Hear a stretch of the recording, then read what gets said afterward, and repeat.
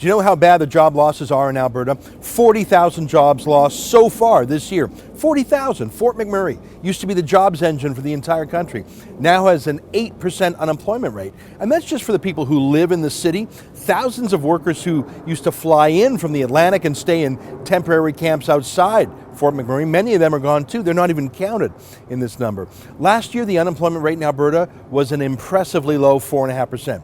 Now for the whole province, it's 6%, up 1.5% in just 1 year. For young people, it's 11.2% unemployment in Alberta. The province is in a recession.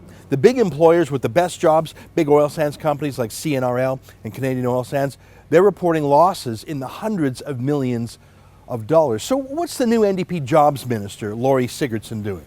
This is her moment.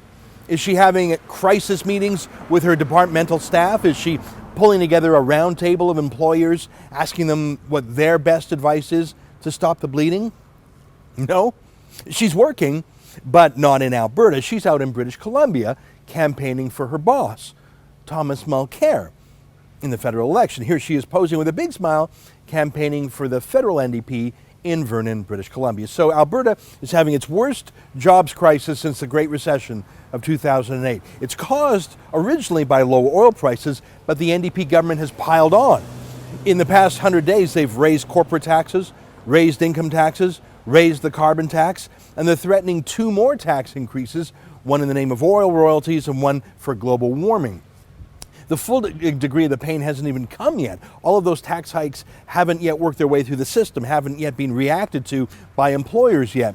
Tens of thousands more jobs will be lost.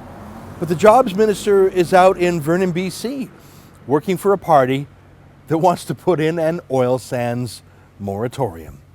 For TheRebel.media, I'm Ezra Levant.